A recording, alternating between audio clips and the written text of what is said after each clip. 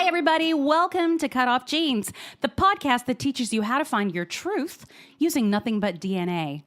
I'm Julie Dixon Jackson, and I'm a genetic genealogist. I sounded drunk when I just said that. Yeah. Okay, I'm a genetic genealogist, heretofore known as a Gen Genie. And I am Renee Colbert, heretofore known as the person who doesn't understand and asks a lot of questions. And I am Richard Castle, the producer and drunk of the podcast.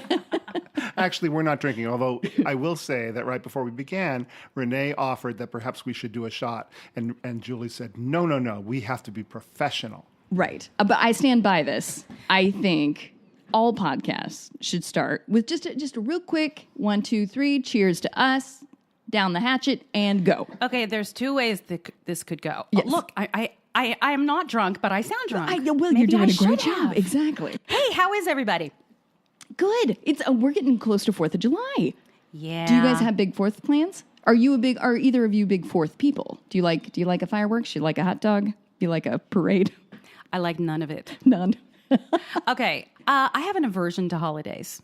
No kidding. I love Christmas, but I feel like there's a lot of pressure to have a really good time. Okay, that makes on sense. I knew holidays. you were adverse to big crowds. And I'm adverse to crowds, so whenever I am forced into going, and there are times when I will do it, but I will not like it. Sure. But I'll try not to show my family. Which is interesting because you're such a good time gal. You're so fun. I'm a good time gal. Okay, I like crowds if I'm the one that they're all there to look at. How about that? That's fair. I'll take that. Does that sound yeah, like a sold out narcissistic crowd at all? as long as it's for me. Yeah. And what about you, Rich? Do you like Well, when I holidays? first moved from Boston to California, I remember that I wanted to see the fireworks at Disneyland. And so I would have to go up to my mom's second floor bathroom, the guest bathroom, stand in the tub on my tippy toes and look out the little side window. And in the distance, I could see the fireworks. And I thought it was so cool.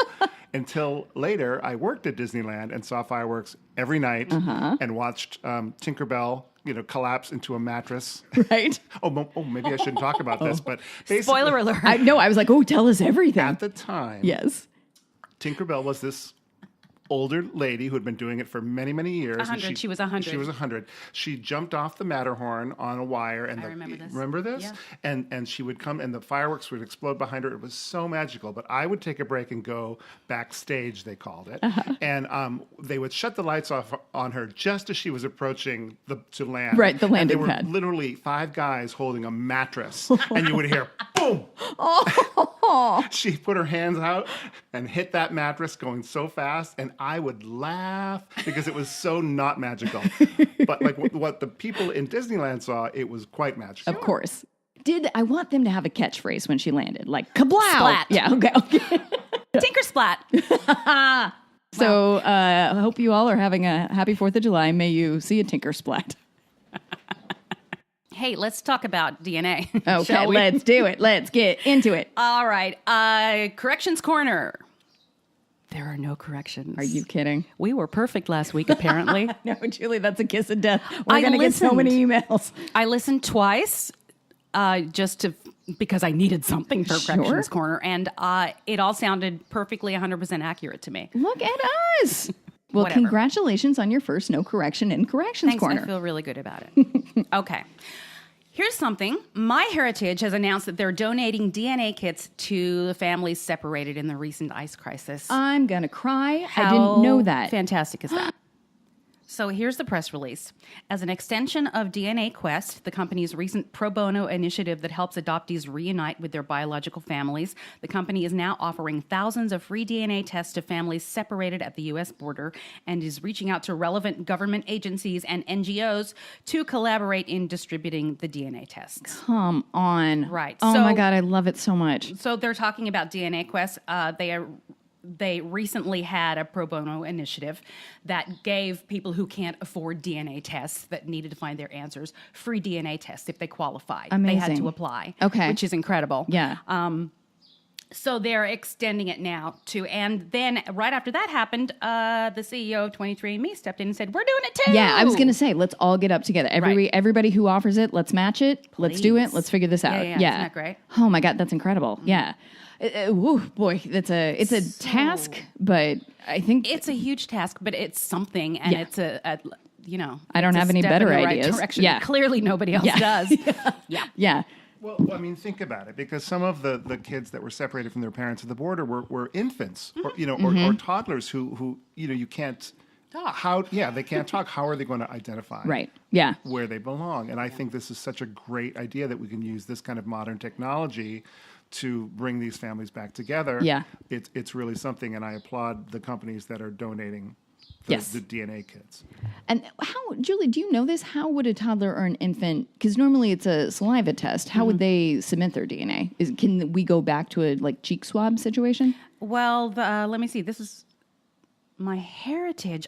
You know what? I've not done a MyHeritage test, and I don't know whether they do swab or Interesting. or the spit test, but I'll find Babies out. drool anyway. Oh, so, sure. Yeah. Just capture sort of, get a little drop cloth. You got it. True. Wring that That's out. a You're really in. good question, though. Yeah. Interesting. Yeah, how do you? Yeah. Because it takes a lot of concentration to get that much spit. Yeah, it does. It really, really does. But to Rich's point, kids drool. They are always sticky. Always. So just put Yeah, that but sticky there in could a be- tube, and there you go. I was going to say something, but I'm not. All right. So that's the deal there. Isn't that cool? That's amazing. And like you said, their DNA is doing so much good right now. It's incredible. There was yet another story of Cece Moore solving another cold case Come on. in Washington State that it just keeps happening every week exponentially. And I would think if in each city, if the law enforcement would get on this, there are lots and lots of genetic genealogists out there that can help them. Yeah, absolutely. I do think it's going to become a job that starts I to hope happen. so, because I need one. Sure. If anybody's listening, I can do it. I don't know what that accent was that I just tried. Julie is on the case. Yes. All right, so that was a happy, cool, positive thing love that it. happened this week. That's incredible. So I guess since they've been cracking down on the borders and what have you, there are people out there having trouble that are not adoptees, but they're having trouble with using their birth certificates as an identifier if they were born at home, if they had a home birth. Sure. Yeah. All of a sudden, people are going to renew their passports or apply for a new passport if their old one already expired. Thank you for the word. Jeez. It's being sent back saying we need something else. This doesn't say what hospital you were born in. Oh, no. Well, I guess, Vert, let me get to the bottom of this first. When you have a home birth, how do you register? I think you have to register it within a year by going to your local courthouse and proving it. Right. And all of that, the person that I read the story about who was saying, heads up, this is happening now. Right. Her father had done everything that was supposed to be done and gone to the courthouse and done all, and they kept saying, well, no, we need we need the name of the hospital. Well, there was no hospital. Well, what about the doctor? Well, it was 25 years ago. Yeah. And, and it wasn't a doctor, it was a midwife. Right. So that's becoming a thing. This poor person had to jump through hoops. Of course. Yeah. To do this. And then they're saying, well, things like, well, if you can have proof of that you have of like a green card or something, just like, well, why would I need a green card? I'm an American citizen. Yeah. Anyway. That's that's happening now. So Okay. in birth certificates, again, we go back to how important it is for people to have their original birth certificates because the government views that as identification. But however, we're not allowed to have them in most states. So apparently we don't exist. So that's the end of birth certificate talk. Okay, good. All right. So Renee, Yes. did you like history in school? I loved history in school. Do I remember any of it? No, but I remember loving it. But you enjoyed it? Yeah, a lot. What about geography? No, I was not good. Not good at all. Still not. So no, I didn't love geography. All right. Yeah. Why do you ask? I ask because somebody else was talking about this online, and they asked before you did genealogy or genetic genealogy, did you care about world history? Oh, cool. And the fact is, I did not. I think it was because I didn't know where I fit into it. Oh, yeah. And just didn't care. It's not that I hated it. Like, well, and I think that also can be the thing with just education in general. If it is generic and just kind of hear the statistics, Right. it's harder to engage. But when you make it Yes. specific about a person, then you're much more engaged, which is what you're doing with DNA. You're like, no, this is this actual, it's a person that you know that you're related so to. now there have been events over the years that I know for a fact that I had relatives at that event. So cool. So my husband's grandmother was raised in New Jersey, but her grandparents lived in New York City. Okay. And she talks about one of the memories from her childhood was that she remembered being one of the first people to get to walk across the George Washington Bridge as a child. Come on. And it was a big event, but she doesn't know why her family was doing that and why they got to do it. So in researching my husband's family, I came to discover that her grandparents, first of all, lived right there, like on West End Avenue, where you can see the George Washington Bridge. And I believe the reason they lived there is because her grandfather had something to do with working on with the building of the George Washington Bridge. That's amazing. Oh my God, that's amazing. There you go. Yeah. That explains why she got to walk over the bridge and how close they were to the bridge. Right. And so there's my Oh, example. I love it. No, that's amazing. That's very cool. I came up with it. It's not mine. And it makes you interested. Like before, if you were just like, here's how the George Washington Bridge was made, you're like, I don't care. But now, you're like, yeah. I know somebody who helped. Right. So, so I didn't really care about history. I'm obsessed with history now. And also geography. I was better at geography, but now I'm obsessed with that as well, just because it's nice to know. I'm going to give you an example of something that has happened. It has happened for a lot of people. Okay. And this is a lesson to learn, everybody. So when I first started doing this, I didn't really know much about the geography in the UK. So maybe 6 months ago, probably less than that, I went back to research my tree because when I first started doing it, I made the mistake that a lot of newbies make of just cutting and pasting from other people's trees, assuming that it's correct. Right. Anybody would think that, Right. It's weird to be like, maybe it's not right. Yeah. So I got to one of my second great grandfathers, John Taylor of Duran Duran. Of course. Not really. The John Taylor. Don't you love that I had to say not really, like it was a possibility? All right. It might be.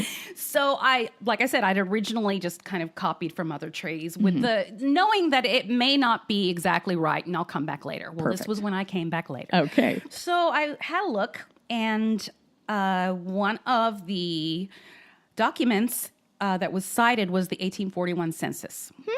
Okay. In England. In 1841, it didn't say where you were born, but it just asked if you were born in that area. Okay. In that shire Right. or what have you. So I looked at it and the names were, John's age was off. Okay. John Taylor. There were siblings listed that I'd not heard of before or that didn't fit in or I hadn't been able to find anything else. And they were in Warwickshire. Okay. Warwickshire is the correct way to say that, I believe. And so I went and looked at his death certificate that I had at some point purchased. Now, this is why genealogy can get expensive, but it's important to some of these things if you really need to qualify things. Okay. And most of the documents from Australia, I can get online for about $25 for a PDF. What have you. But in different states and different countries, there are various different prices. Right. And I purchased the most from there. So I'd purchased that and I went and had a look at it again. And it said he was born in Chester, which is in Cheshire. That's different than the other one. And the census was from Warwickshire, which is 112 miles away. Okay. And it says that his parents were also born in Warwickshire. Two things to say about this. Yeah. One is that a death certificate is only as good as the informant. Yeah, that makes sense. So whoever is the one who says, a son or whoever, is giving the information, Right. they may not really know the answer. Yeah. And that happens a lot. So of all of the documents that we can purchase, we put the less weight in death certificates. Right. That makes perfect sense. But sometimes they're very helpful. Like a lot of times they'll list children that they had that you didn't even know that they had, or, yeah. All right. and who had passed away and blah, blah, blah. Okay, so I looked at that.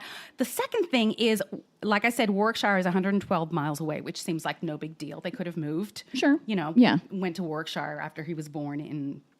Yeah. However, this Plausible. was 1835. It's hard to get that far that It's hard fast. to get that far that fast. Yeah. There are no motorized vehicles. Yeah. And you wouldn't have had a horse and carriage unless you were somewhat wealthy. Right. And there were no paved roads. And it was just much more difficult to... So that is why it's important to know when trying to ascertain where somebody lived and where they were born, how far away one place is from another place. Got it. Because travel, especially for the lower income families, was far more rare back then. And that's why you always look at the original place, and they tended to stay in the same area Right. for generations. Absolutely. So then what I did was I purchased John and Jane, my second great-grandmother's marriage certificate from Australia, because he had gone to Australia. Right. And Buddy's ringing Buddy the bells, is the wedding shaking. bells with his collar. Yeah. He has an itch. Oh, he's so cute. We love Buddy. I'll put another picture up. Okay, so I looked at the marriage certificate, and he himself said he was from St. John's, Chester, Interesting. which coincides with the death certificate, and it also said his father was a wheelwright. Okay. Okay, What does that mean? that means he made wheels for Okay, wagons. I figured as much. Okay, good. Right. So then I went back to the original 1841 census from Warwickshire, and the father was just a general laborer. Okay.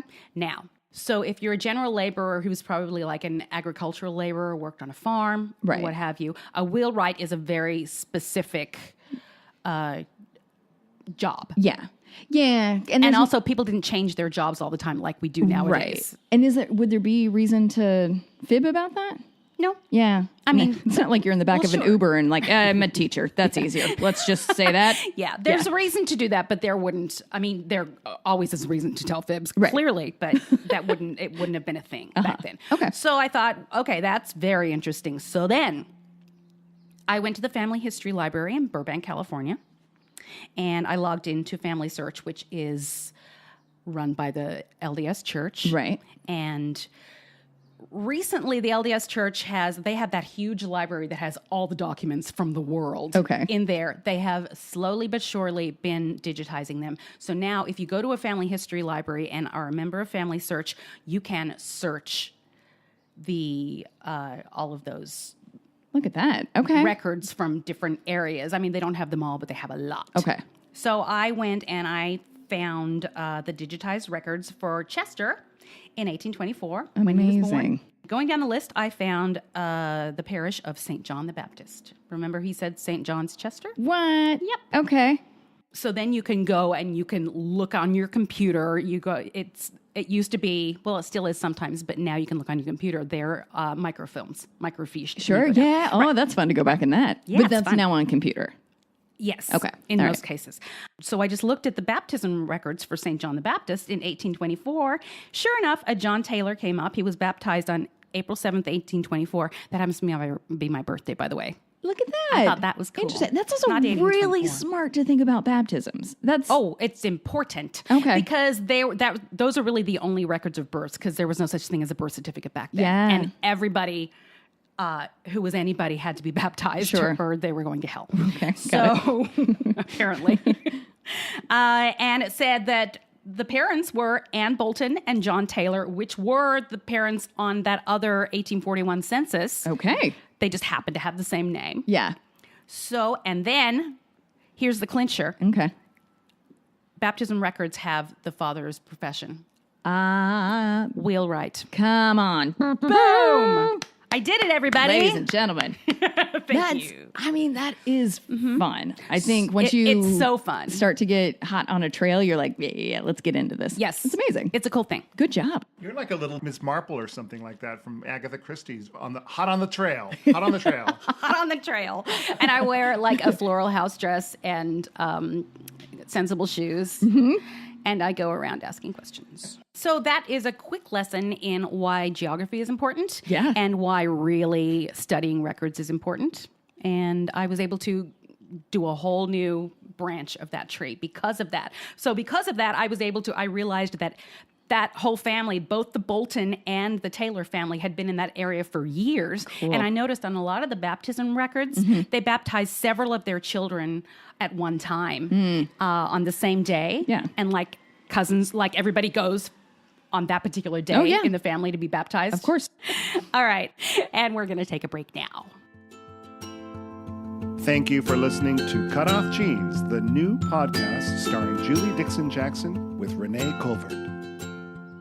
Welcome back to the show. Thanks for coming back. We missed you.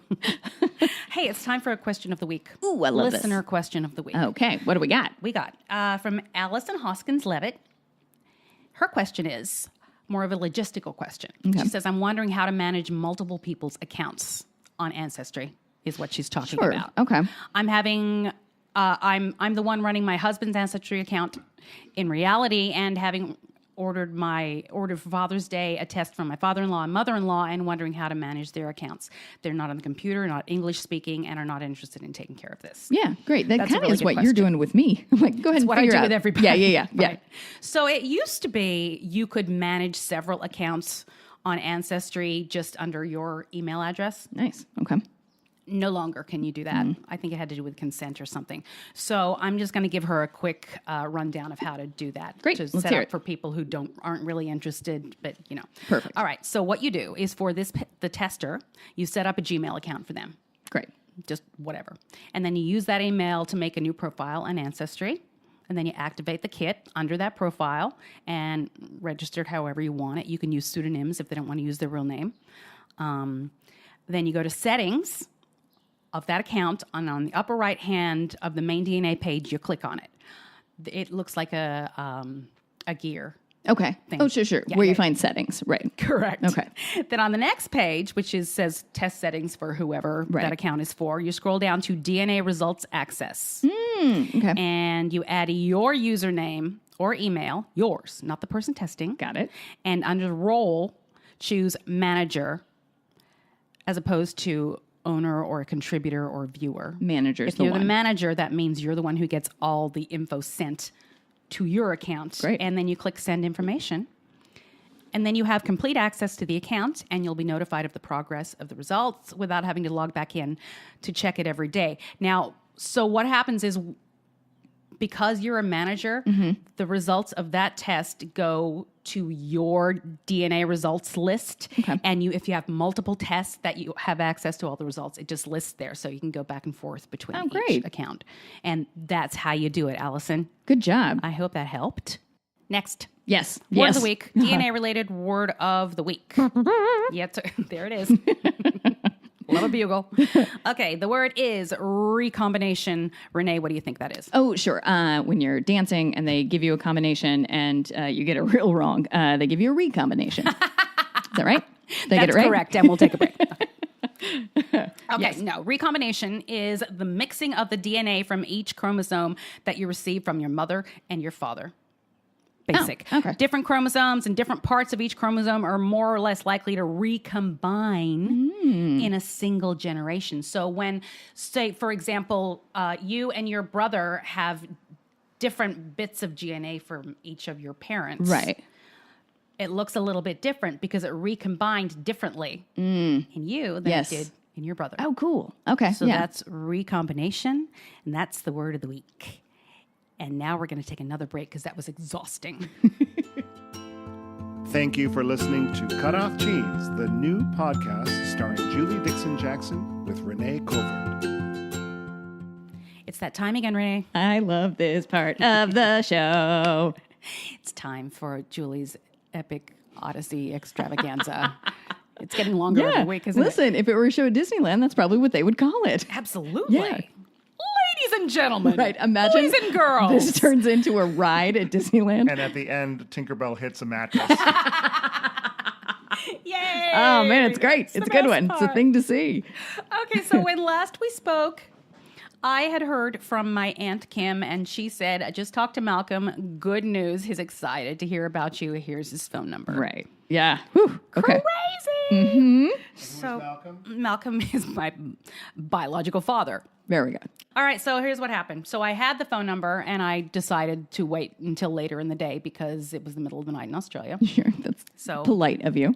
thanks. I spent the day just in anticipation Yeah. of how's this going to go down. Did it feel similar to before you talked to your mom? Was It did. the same?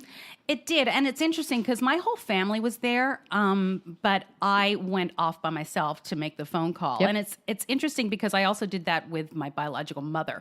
I didn't want to go through this, whatever this was going to be, with people watching me. Yeah. Oh, I would do the exact same thing. Yeah. Yeah. Okay. I Because always other people are like people do it on camera sometimes, or they go on TV Right. to meet somebody for the first time, and I think that's weird. So I went in the afternoon, and I decided to Skype him, which is much cheaper than calling on a landline like I did 25 years ago. Smart. And I rang the mobile number because I first called the home number, and he wasn't there, and a woman answered. And I said, "Hello, I'm calling to talk to Malcolm." And she said, "Just a minute, darling. He's driving and has to pull over." Oh boy. Okay, that sounded like a Cockney. No, Okay. I loved it. It was Just good. a minute, darling. He's driving and has to pull over. Nope. No, that's I say the rain in Spain. well. The thing that Ooh, you I'm left having deja vu. Are you Rich? out here. Rich and I did My Fair Lady together many years ago.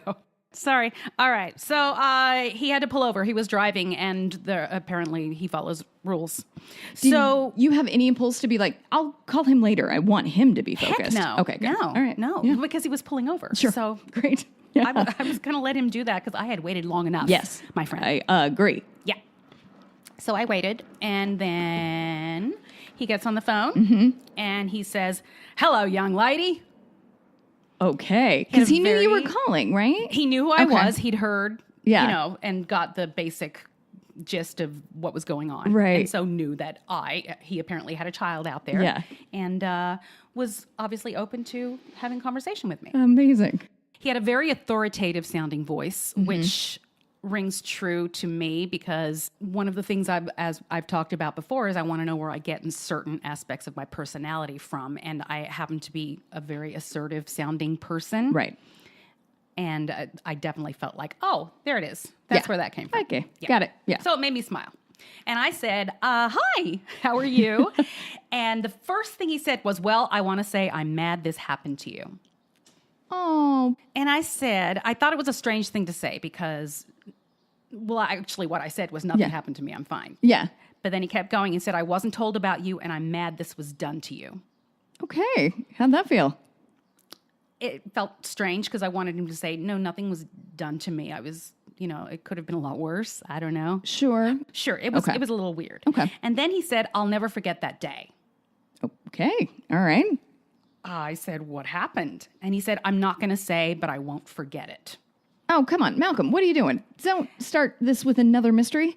Then the female, thank you. Okay. Then the female voice in the background said, ask your mom. Ask my mom. Okay. And then he repeated it, ask your mom. Okay. Or ask your mom. And I went, Oh, I don't like okay. any of this, Julie. Yeah. I don't it like was- this it was- at all. It was odd. I'm going to start this off with gossip and scandal. I'm going to keep listening to the story, but I don't like this. It gets better.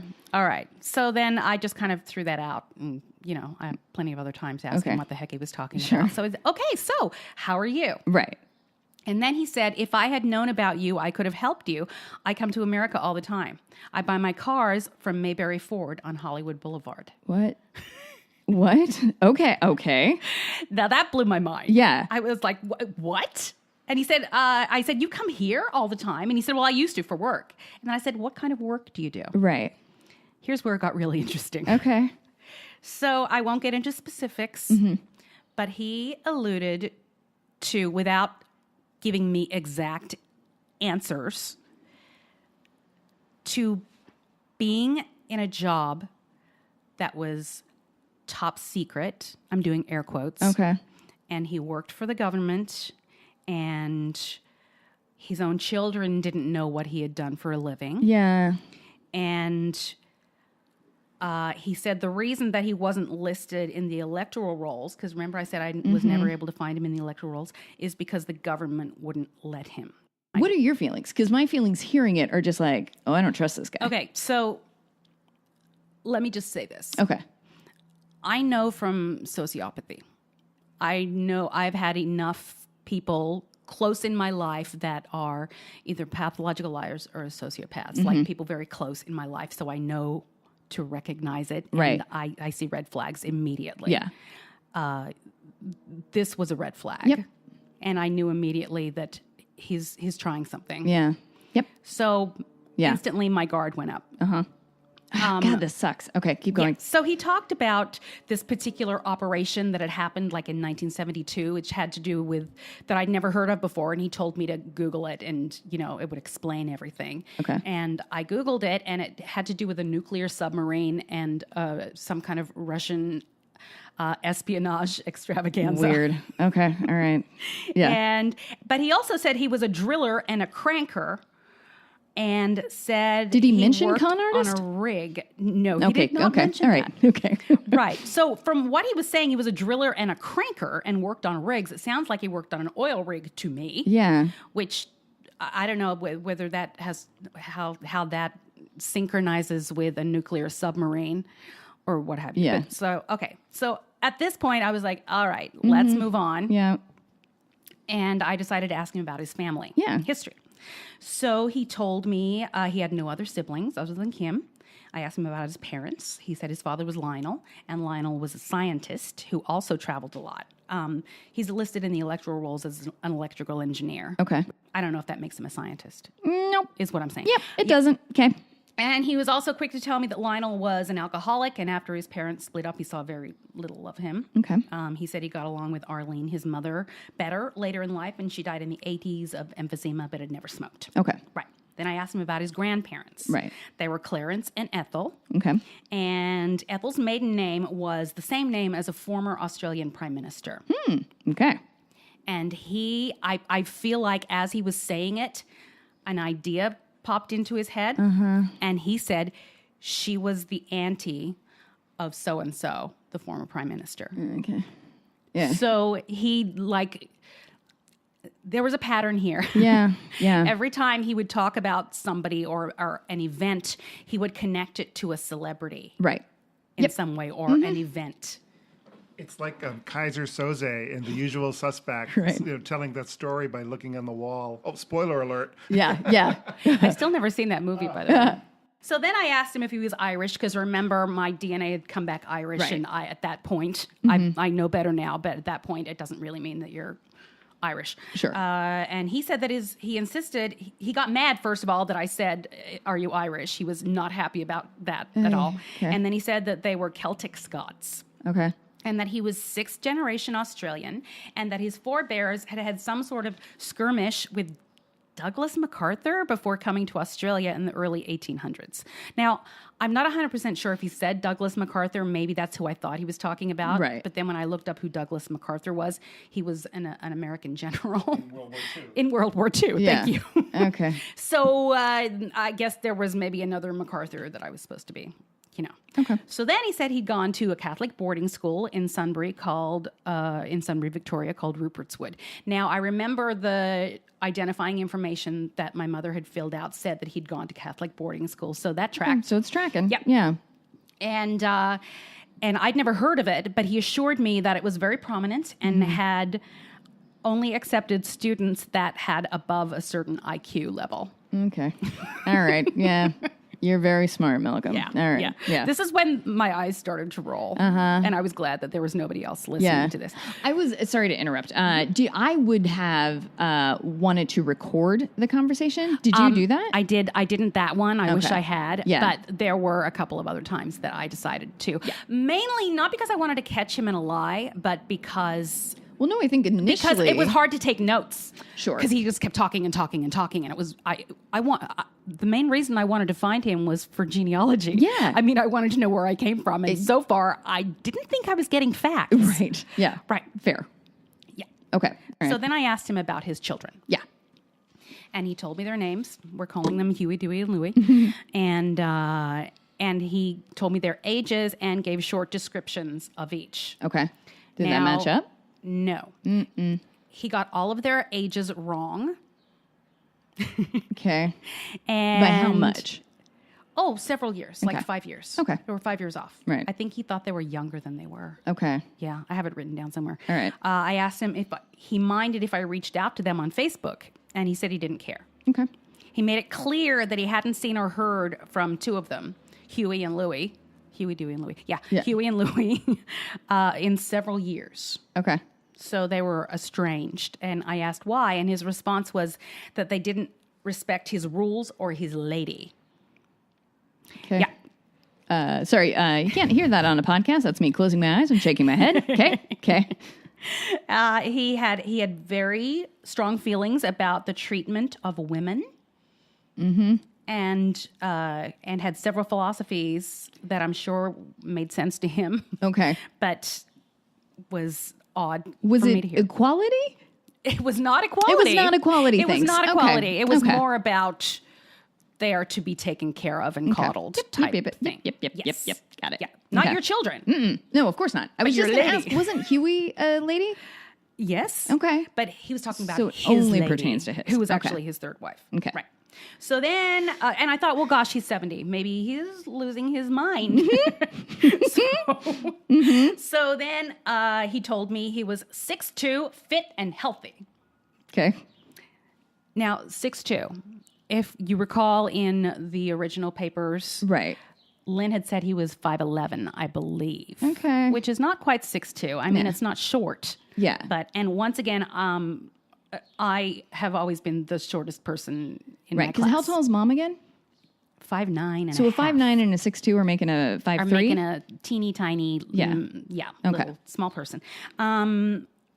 So her estimate had been way off. Mm-hmm. And I still can't figure out why I'm so short, which is strange. And I asked him, I said, well, really, you're that tall? Because Yeah. I said, do you realize that I'm only 5'3"? Yeah. And he said, well, Ethel, his grandmother, was small, so I must have inherited the short gene from her, which I guess is a thing, Okay. you know. So after about 45 minutes of this, Yeah. I realized that I had been asking all the questions, Right. and he enjoyed answering them. Of course he did. He had long explanations for things, and it was very flowery and colorful and Right. whatever. Yeah, So yeah. I said, do you have any questions for me? Good. And his response was, yes, when are you coming to visit me?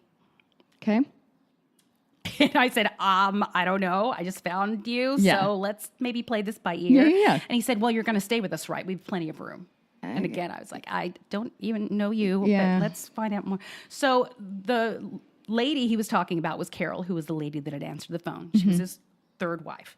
After he divorced Vicky, who is the mother of his 3 children, Right. he'd been with another lady who had died of cancer several years later, and then he's been with Carol for a while. Okay. And she has several children and grandchildren, and he says he treats those children like they're his children. Okay. So a lot of rules that they need to abide by. Apparently Okay, so. Yeah. got So it. those are his children, and his actual children don't seem to be involved in his Okay. life. How's your morale at this point? I was feeling very strange. I was Just strange. So not bummed out yet. I was Just a strange. little disappointed. Yeah. But I have thought about this for long enough to know that I wouldn't know what to expect. That's fair. And I think there's also a thing of like, well, this tracks if this is the kind of guy who would leave a kid. This is how, Yeah. and this is also very much how Lynn described him. She always said he never really cared about anybody but himself, and that tracks completely. Okay. Here's the next question, and this was a big one for me. Yeah. Are there any actors or entertainers in the family? Right. His response was, without missing a beat, Yeah. no, all my kids are educated. Oh boy, oh boy, oh boy, oh boy. Oh, Malcolm. Okay. And I was like, okay, maybe he's just trying to be funny. Yeah. And so I kind of let it slide a little bit. And so then I said, well, I guess I'm the first then. Yeah. And he kind of like backtracked a little. He was like, oh, well, and then he said, so you're famous, are you? Are you famous? And I said, no. Yeah. I've been a working actor most of my adult life, though. Right. And he said, lovely. So he liked to tell stories. And he liked to answer questions, was clearly not interested in, Yeah. never asked me anything, never asked me where I grew up, never asked me how I got to the U.S., never Right. asked me if I was married or had children. Never. Which is such a little departure from initially, I'm so mad about I'm how so you were mad treated. this I care happened to so you. much. So he only seemed to be comfortable talking about himself. So, and he also said he didn't own a computer and called himself a Luddite. You know what a Luddite is? I do. Somebody who's not into technology. Exactly. I am one of them. So, it did occur to me though that if he's a Luddite, that basically makes him a technophobe. And he talked about how years he worked on mainframe computers in the 60s. Yeah. So that doesn't. So we're that poking doesn't holes track. day one. Yeah. Yes, Day one, exactly. we got Swiss cheese and a story. Correct. Okay. So after about an hour and a half, it was time to hang up. Yeah. I was exhausted. I can imagine. Yeah. It was a lot. Yeah. It was a lot Okay. to take in. So it's time to hang up. Yes.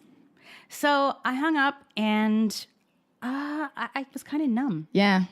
It was strange. And I knew, and I went back. My family was in another room and I went in and they looked at me like, how was it? What happened? Yeah. And I didn't know what to say. Yeah. Of course you don't. It was the strangest thing. And the more I thought about it, the more I realized he still didn't know a thing about me. Yeah. Nothing. Yeah. He didn't know that I had kids. He didn't know that I had a husband. Right. It was odd.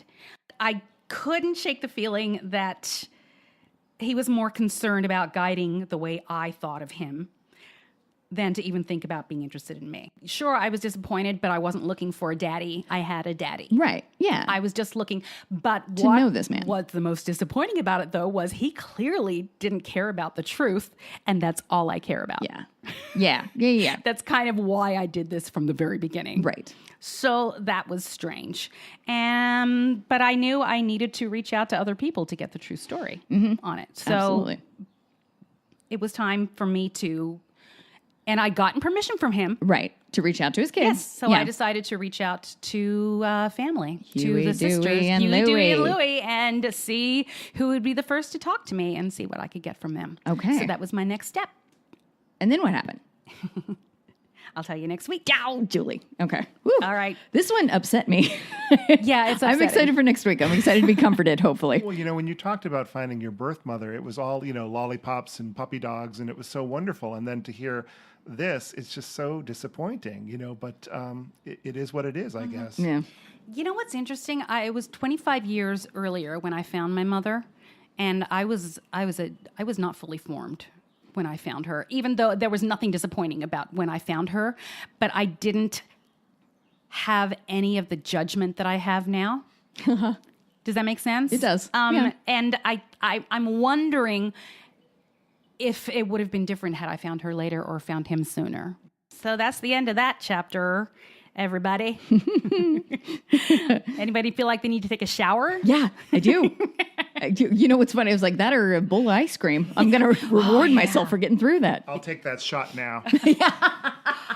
Happy This is why we hour. drank before the show. So before we go, Renee, please tell people about how many podcasts are you on now? Sure, just 3. Just a quick 3.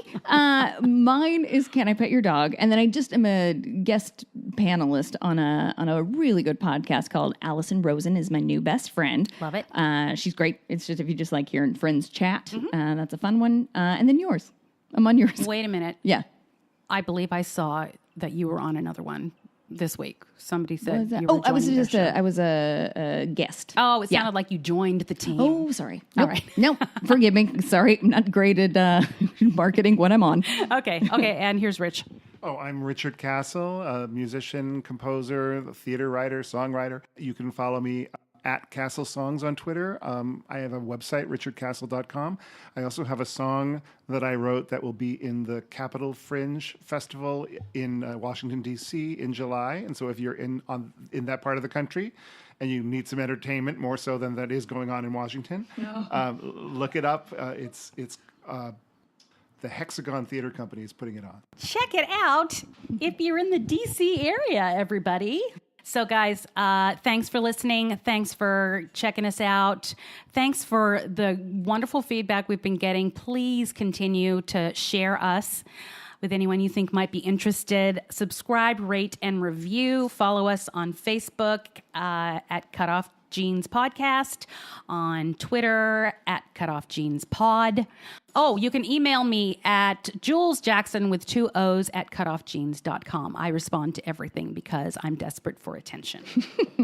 All right. And there's one more thing that I need for you to know, and that is the truth is in your genes.